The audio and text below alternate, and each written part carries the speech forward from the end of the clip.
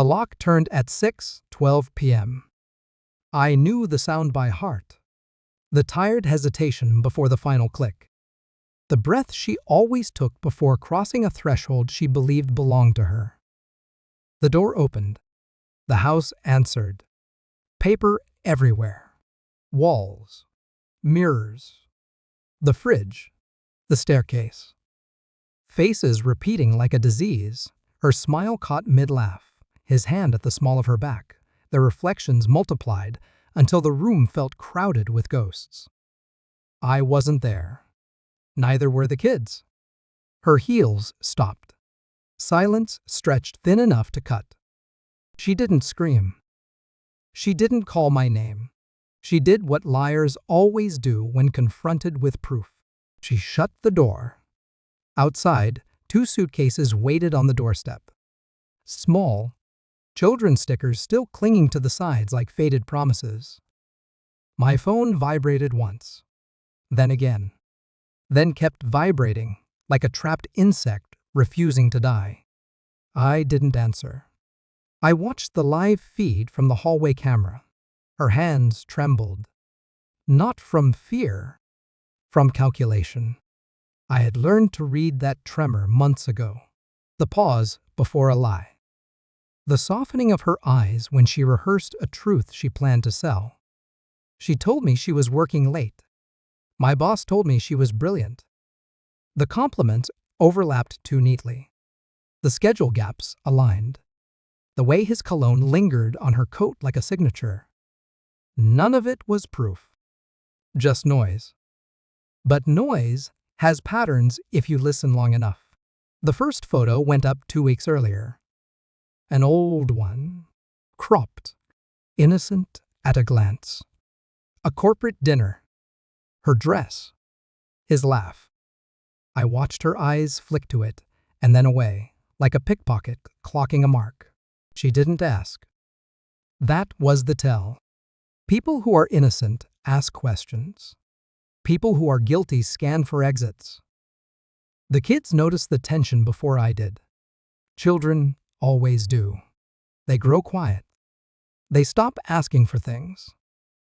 They learn early when love becomes conditional. I stayed calm. Calm is a weapon when used correctly. I didn't follow her. I followed data. Phone records don't lie. They just wait. Hotel receipts filed under miscellaneous. Calendar invites titled review. GPS pings that lingered too long in parking garages with tinted windows. I smiled at breakfast. Packed lunches. Kissed foreheads. Inside, I cataloged everything. I ordered a DNA test I didn't need, just to remind myself how deep betrayal can dig. I installed cameras that watched quietly, like I did. I bought the house in Switzerland under a holding company she'd mocked me for setting up years ago. Paranoid, she'd said. I prefer prepared. On Thanksgiving morning, my daughter-in-law called, her voice sharp with entitlement. If you want to join Thanksgiving, come wash the dishes. I let the silence stretch. Then, enjoy. I sent one photo. The villa. Lake lights spilling through glass. Stone. Space. Absence. My phone rang 71 times in the next hour. I didn't answer a single one. The final packet arrived at noon. Emails. Photos. Contracts. The affair wasn't just emotional. It was transactional. Promotions. Shares.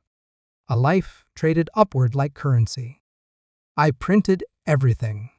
Hundreds of pages. Hundreds of moments she thought were hidden. When she finally opened the door again, she saw the house had become a gallery. Her life curated. Labeled. Timed. She called my name then. Softly. I appeared on the screen mounted above the fireplace. Live. Her knees gave out. I handed the camera a single page. The Swiss deed. My signature. The kids listed as residents. You can't, she whispered.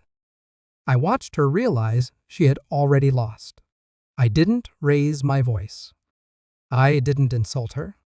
I told her the truth, the way surgeons deliver bad news, clean and final. I had resigned months ago. My boss hadn't known. The affair had cost him everything he thought he was gaining. His board would receive the files at 9 a.m. sharp. Her accounts were frozen. Not emptied. Frozen. A mirror of the paralysis she gifted me. The kids were safe. Loved.